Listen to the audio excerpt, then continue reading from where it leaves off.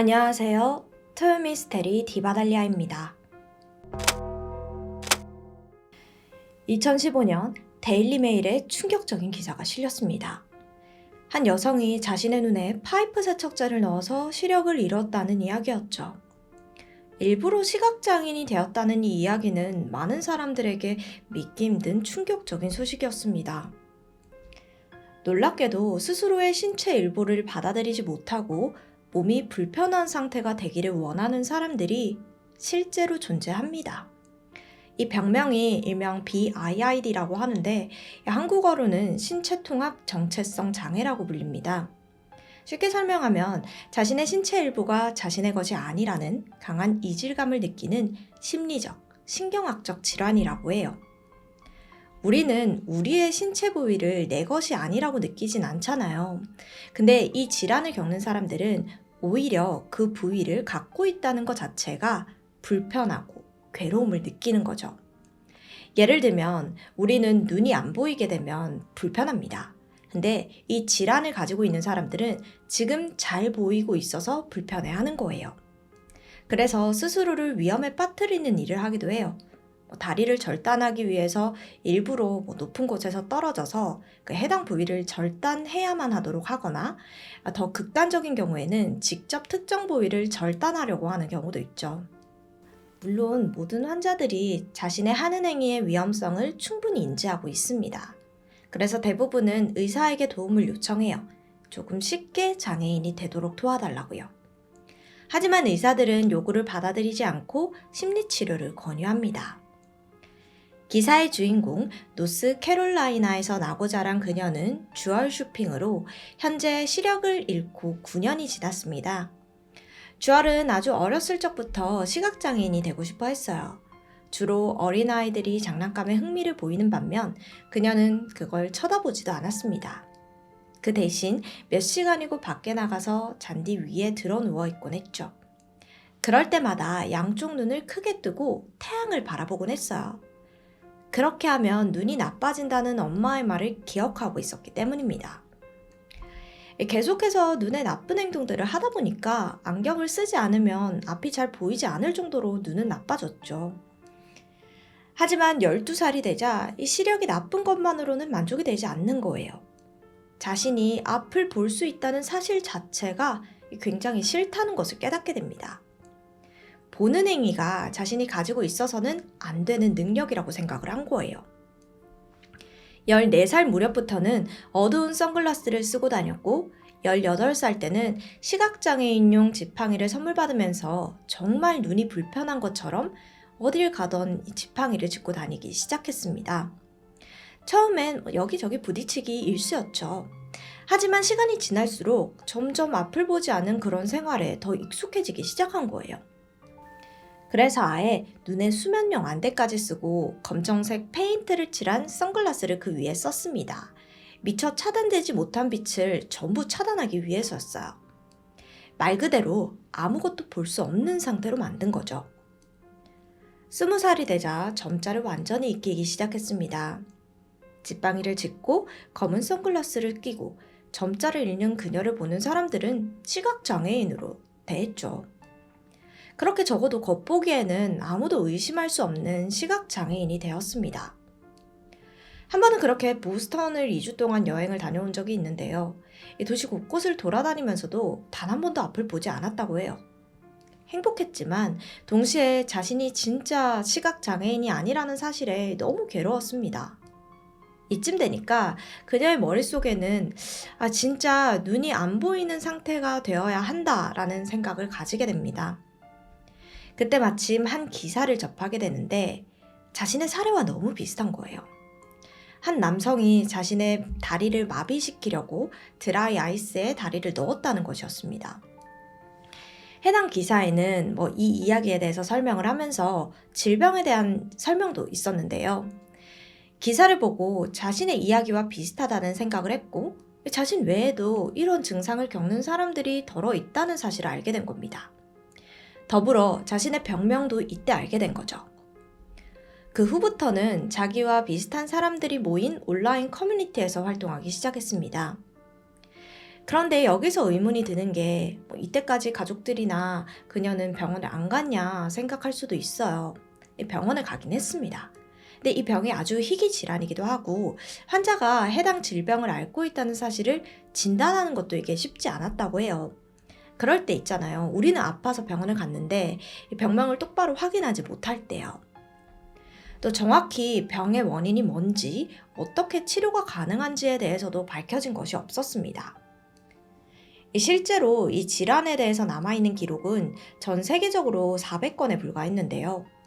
그래서 대부분의 환자들은 심리치료를 받으면서 장애인이 되고 싶은 욕구를 조절하거나 주얼이 했던 것과 같이 선글라스를 끼고 눈이 불편한 것처럼 행동하면서 산다고 해요. 2006년 주얼이 23살이 되었을 때 자신을 도와주겠다는 심리상담사를 만났습니다. 그녀와 같은 온라인 커뮤니티에서 활동하던 그는 주얼의 이야기에 큰 관심을 보였는데요. 심리상담사와 그녀는 매번 채팅을 통해서 대화를 주고받았고 주얼이 진지하다는 것을 알 수 있었습니다. 그는 생각했어요. 그녀가 만족스럽게 살아갈 수 있는 방법은 오직 이 시각장애인으로 만드는 것 뿐이라고요. 그렇게 그들은 어떻게 하면 쉽게 주얼의 시력을 손상시킬 수 있을지 방법을 강구해보기 시작합니다. 그들이 사용하기로 한 것은 하수구를 뚫는 데 사용되는 파이프 세척제. 이유는 단순했어요. 주변에서 흔히 구할 수 있는 물건이었기 때문이었죠. 그들은 수개월에 걸쳐 계획하고 준비했습니다. 주얼은 눈을 마비시킬 안약을 캐나다에서 직접 구해왔어요.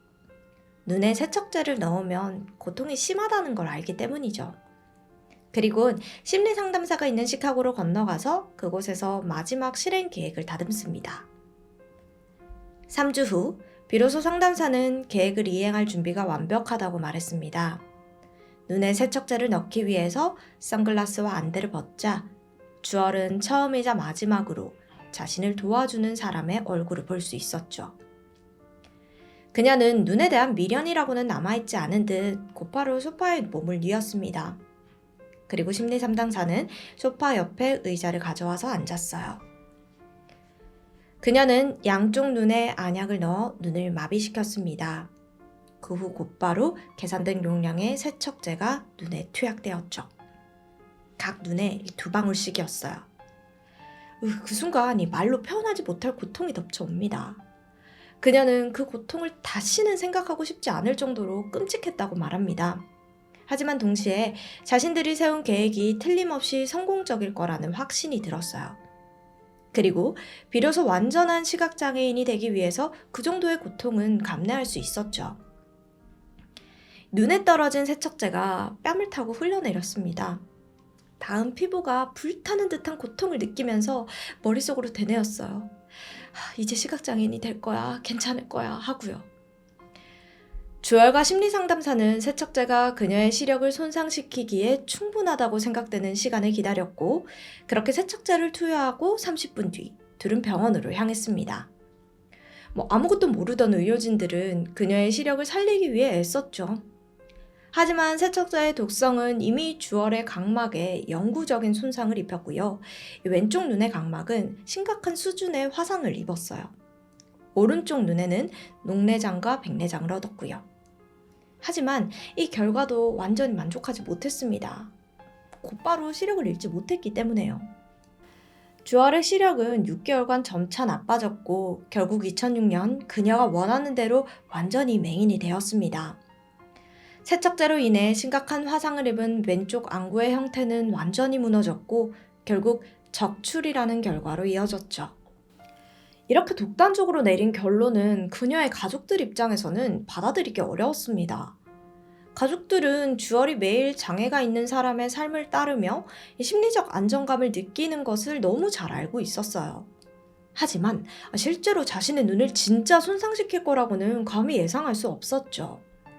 또 그녀의 이해하기 어려운 행동이 심리치료를 통해서 나아질 수 있을 것이라는 기대도 가지고 있었고요. 그래서인지 처음에는 가족들에게 이 일을 사고였다고 설명을 했어요. 근데 알고 보니까 심리치료사의 도움을 받아서 의도적으로 그랬다는 거죠. 큰 충격을 받을 수밖에 없었습니다. 엄마와 언니는 주얼과 연락을 완전히 끊어내기에 이르렀고 다른 가족들과도 소원해졌습니다. 주얼은 태어난 이후로 가장 행복하다고 말하면서 자신은 태어날 때부터 이렇게 태어났어야 했다고 덧붙였습니다. 결국 결말은 극단적인 방법으로 스스로를 앗아가는 것이었지만 그녀에게는 만족스러웠어요. 주얼은 자신과 비슷한 처지의 사람들이 많다는 사실을 충분히 인지하고 있습니다. 또 누군가가 그녀가 했던 것과 같은 위험하고 극단적인 방법으로 장애인이 되고자 한다는 사실도 짐작할 수 있다고 하고요.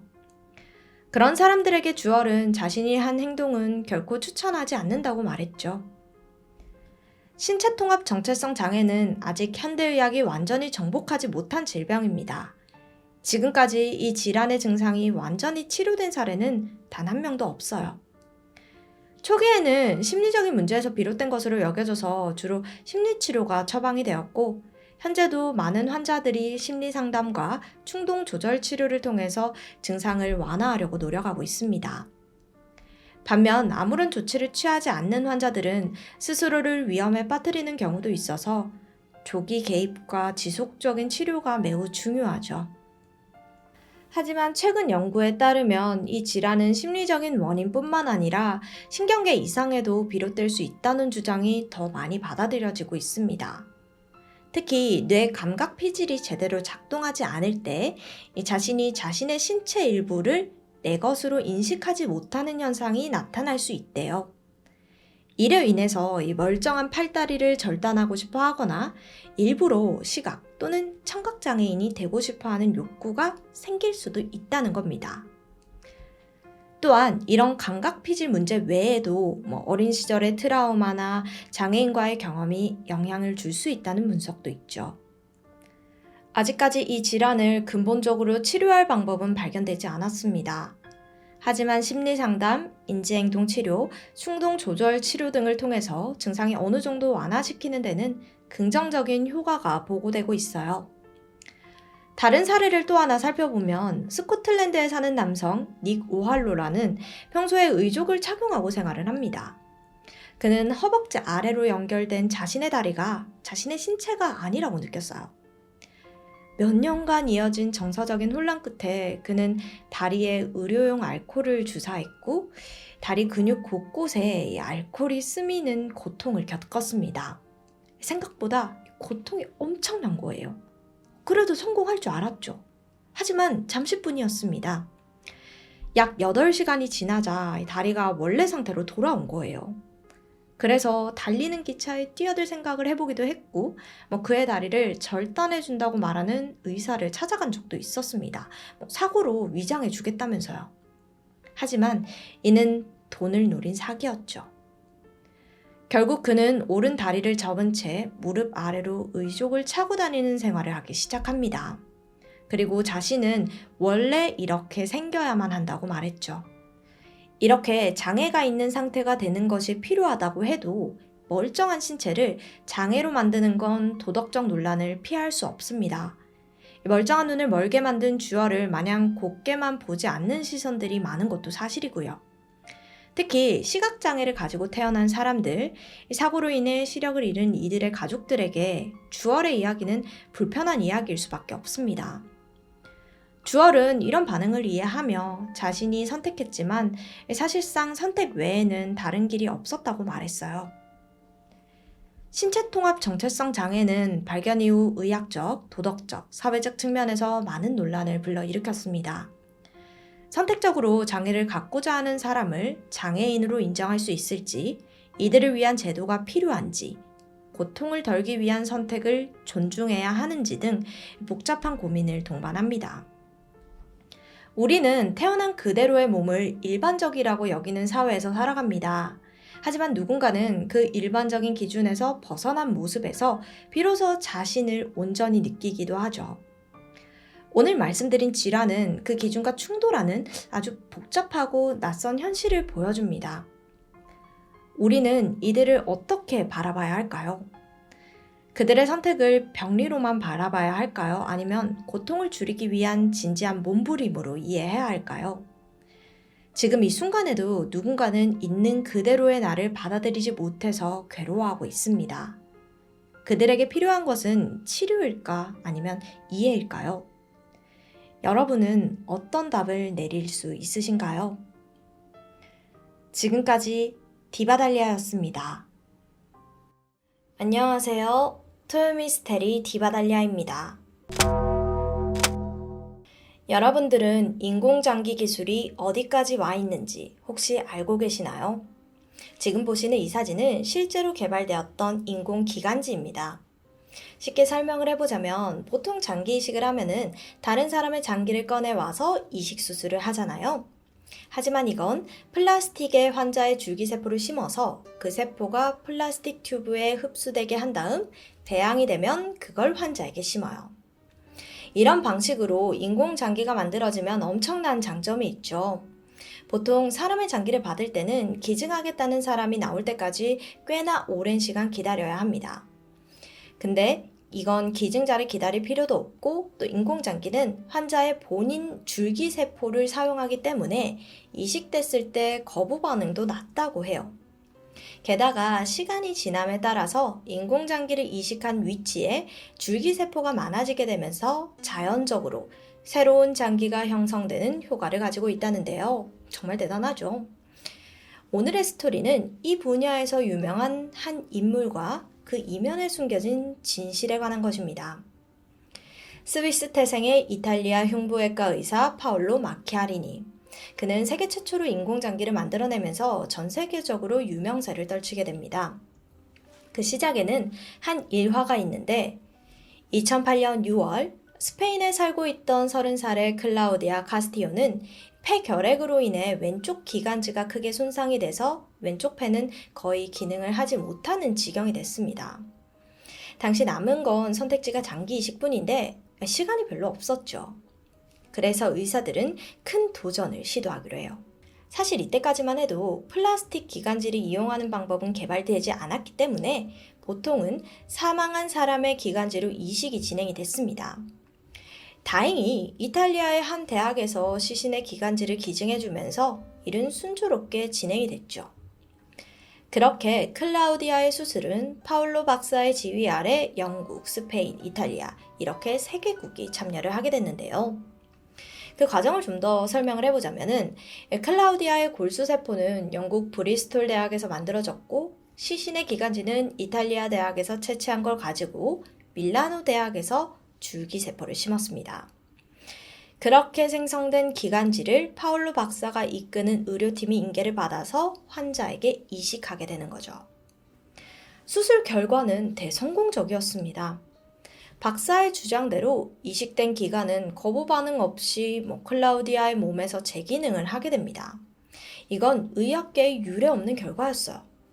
이 일로 파울로 박사는 재생의학 분야의 선두주자로 알려지며 전 세계 병원들의 러브콜을 받게 됩니다. 영국의 유명 대학인 UCL과 스웨덴의 카롤린스카 대학병원에서 개건교수이자 외과의사로 일을 하게 되거든요. 참고로 카롤린스카 연구소가 얼마나 명성이 높은 곳이냐면 노벨의학상 수상자를 선정하는 곳이었어요.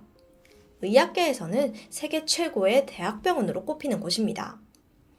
다시 돌아와서 파울로의 파격적인 행보는 여기서 멈추지 않습니다. 그는 2010년에 다공성 섬유질 플라스틱 기관과 줄기세포를 결합한 인공장기 이식 방법을 개발하고 또 성공하기까지 했습니다. 자, 이제부터 시작이었어요. 세계 최초로 인공장기 이식을 받은 사람은 36살의 대학원생 안데마리안이었는데요. 2009년 그는 기관지 암이 생기는 희귀암 진단을 받게 됩니다. 그는 암 치료를 위해서 항암 치료와 제거 수술도 진행을 했지만 2년 뒤인 2011년에 암이 재발하게 된 거죠. 근데 문제는 이전에 이미 기관지 일부를 잘라냈기 때문에 더 이상의 수술은 불가능한 상황이었습니다. 그렇게 힘든 투병 생활을 하면서 치료법을 알아보던 중 앞서 클라우디아 케이스를 접하게 돼요. 그는 곧장 파울로 박사에게 연락을 했죠. 이때 박사는 연락 참 잘했다면서 당신이 현재로서 수술할 수 있는 유일한 방법은 인공장기 이식밖에 없다고 설명을 합니다. 그리고 이번에는 죽은 사람의 기관지를 이용한 클라우디와는 달리 애초부터 플라스틱 기관을 사용해서 이식하고자 설득을 했죠. 이런 새로운 방법은 희망을 잃는 안데마리암에게는 정말 한 줄기 빛이었습니다. 그래서 바로 제안에 수락하죠. 즉각 파울로 박사는 UCL 대학의 과학자들과 협력을 해서 플라스틱 기관을 합성하고 안데마리암의 줄기세포를 결합해서 인공장기를 만들어냅니다. 해당 수술은 대성공적이었어요.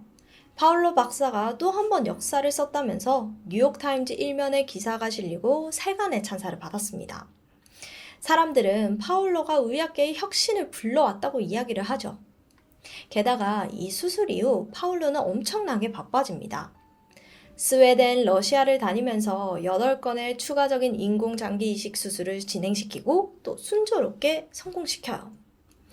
한편 이 박사에게 수술을 받은 안데마리암은 빠르게 회복을 했고 다시 일상으로 돌아가서 2012년까지 순조롭게 학교를 졸업하죠.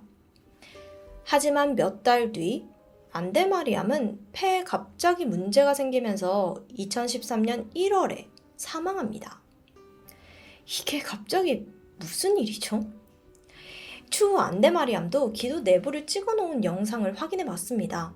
그랬더니 원래 가지고 있던 생체 조직과 이식받은 인공 조직이 제대로 접합되지 못해서 호흡을 못했던 겁니다. 게다가 이 접합 부위에 염증까지 발생을 하게 되면서 폐 감염과 혈전이 생기게 된 거고요. 이 영상을 본 전문가들은 깜짝 놀랐습니다. 몸속에 그냥 플라스틱만 덩그러니 있었다고 해도 과언이 아니었으니까요. 아니 그럼 수술을 성공적인 게 아닌 거잖아요. 연구 결과도 다 틀린 거고요. 근데 안타까운 사건은 계속해서 발생합니다. 2011년 11월 기관지암을 겪고 있던 크리스토퍼가 안데마리암의 성공한 수술 케이스를 듣고 파울로 박사에게 달려가서 수술을 간청합니다. 얼마 후 크리스토퍼의 역시 인공기관지를 이식받았고 안정적으로 회복을 하는 듯 했어요. 근데 수술 후 불과 4개월이 지난 시점에서 그는 갑작스럽게 과다출혈을 일으키며 그대로 사망했습니다. 아니, 4개월은 너무 빠르잖아요. 이렇듯 환자 2명이 연달아 사망하니까 이거 혹시 파울로 박사가 실패한 거 아니냐라는 보도도 있었어요. 하지만 그는 강공은 합니다. 이건 개발 중인 치료법이고 희망이 있다. 좀 너그러운 마음으로 봐달라. 이렇게 이야기를 해요. 그러면서 애초부터 환자들의 상태가 좋지 않았고 거기다가 새로운 치료법을 하다 보면 결과가 100%일 수는 없다. 뭐 이런 식으로요. 그러면서 박사는 앞서 환자들보다 더 건강한 환자들을 대상으로 플라스틱 이식을 해보기를 원했습니다. 그래서 이 러시아에 공식적으로 임상실험을 하도록 허가를 받았고 이번엔 러시아에서 환자를 모집해요. 그렇게 선정된 환자가 율리아였죠. 율리아는 러시아 전직 댄서이자 엄마였는데요. 자동차 사고로 기관지가 크게 손상이 되면서 기관 절개술을 받았습니다. 그래서 평생 튜브를 달고 살아야 했는데 그녀에게는 황금 같은 기회가 생긴 거죠. 수술은 성공적인 듯 했습니다. 그녀는 잘 회복했고 또 정상적으로 숨을 쉬고 있다고 기자들 앞에서 이야기도 하고요. 파울로는 의기양양했죠. 그런데 몇 달 뒤 한 기자가 파울로 박사의 환자들을 수소문하던 중 율리아에게 컨택을 합니다. 하지만 율리아의 어머니가 전화를 받더니 딸이 사망했다며 막 울부짖어요. 뒤늦게 알려진 건데 수술 3일 전 문제가 있었는데도 박사는 수술을 강행했더라고요. 플라스틱 기관지가 하나는 너무 짧고 두 번째 거는 너무 약하고 마지막 거는 손상이 된 겁니다. 구멍이 뚫려 있었어요. 그런데도요 파울로는 수술을 진행하겠다고 한 거였죠. 이렇듯 이식받은 환자들이 연달아 사망하게 되면서 2015년 스웨덴 의료윤리협의회는 파울로 박사에 대한 수사를 착수합니다. 이 과정에서 수술을 받은 9명의 환자들 중 클라우디아 1명을 제외한 모든 사람들이 사망한 것이 확인되었죠. 대부분 수술을 받은 후 빠르면 2개월이고 길게는 5년을 버티지 못하고 또 공통적인 특징은 이들 모두 사망하기 직전까지 합병증으로 엄청난 고통을 받았다는 거예요. 그제서야 윤리협의회는 파울로의 수술에 문제가 있다는 걸 파악했습니다. 그럼 본인은 그걸 몰랐을까요? 당연히 알았죠. 파울로도 수술 성공률이 낮고 또 합병증이 올 거라는 걸 이미 알고 있었어요. 하지만 이걸 싸그리 무시한 채 자기 방법이 최고라면서 수술을 진행한 거였던 겁니다. 심지어 몇몇 환자들의 경우에는 다른 대안이 있었는데도 불구하고 마치 인공장기 이식밖에는 없다는 식으로 그렇게 속인 게 드러났습니다. 파울로는 실험 데이터를 조작했고 또 동물 실험을 하지 않았음에도 불구하고 동물 실험 결과 거부 반응이 없었다고 허위로 기입을 했습니다. 결국 2024년 현재 파울로가 이제껏 제출한 논문 중 총 11편에서 데이터 조작이 발견되었어요. 이건 완전 그냥 엉터리 의사였던 거예요. 그런데 정말 안타까운 게 뭔지 아세요? 이 모든 진실은 2014년에야 세상에 알려질 수 있었어요. 6월쯤에 병원 내부 고발자가 파울로의 부정행위를 보고한 거죠. 환자들의 상태를 제대로 기술하지도 않았고 분명 과학적인 오류가 있음에도 그저 인공장기만 찬양하는 편향적인 태도를 지적한 겁니다. 근데 또 이때 해당 병원의 부총장이 병원 명성에 흠집이 갈까봐 이걸 덮어줍니다. 이 사실이 뒤늦게 알려지면서 부총장은 사임을 했고요. 이 사건이 점차 커지게 되자 2016년 스웨덴 경찰청까지 나서서 이 사건을 추사하게 됩니다. 그리고 1년간의 긴 수사 끝에 2017년 10월 검찰은 5건의 수술 중 4건의 수술에 과실이 있었음을 확인을 했는데요. 그러나 환자가 다른 치료를 받고 사망했을 가능성이 존재하기에 직접적으로 파울로의 수술에 인해 환자가 사망했다고 보기 어렵다는 다소 황당한 수사 결과를 발표했습니다. 결국 2022년 6월 의료법 위반으로 기소되었던 재판에서 집행유예를 선고받았죠. 재판부는 파울로가 환자들에게 고의로 피해를 입힐 의도가 없다고 판결했습니다. 하지만 파울로는 집행유예도 받아들일 생각조차가 없었어요. 파울로는 현재 인공기관이 제대로 기능하지 못한 건 인정하지만 자신은 과학적으로도 윤리적으로도 위법을 저지른 적이 없다면서 억울함을 주장했습니다. 또한 파울로의 변호인은 카롤린스카에서 수술을 받은 세 환자 모두 치료할 다른 방법이 없던 상태였다. 그래서 인공장기 이식만이 그들을 살릴 유일한 방법이었기 때문에 시행한 것뿐이라고 주장했죠. 이에 파울로는 항소심을 신청했는데요. 항소심에서 재판부는 안데마리안과 크리스토퍼의 경우 응급 상태에서 치료를 받았다는 것에 동의하지 않았습니다. 재판부는 두 환자 모두 이식 수술을 받지 않았더라도 꽤나 오랜 시간 동안 살아있을 수 있었다고 판단을 한 거죠. 오히려 파울로의 이식 수술을 받음으로써 수명이 단축되었다고 본 겁니다. 또 다른 환자인 예심도 있는데 그녀도 수술 후 합병증으로 시달렸어요. 예심의 경우에는 앞서 두 환자와는 조금 다르게 이식 수술을 반드시 해야 되는 긴급한 상황임은 맞습니다. 하지만 그녀가 수술을 받은 2011년에 이미 크리스토퍼가 사망을 했고 또 안데마리암이 합병증을 앓고 있었어요. 즉 박사는 위험성을 충분히 알았던 거죠.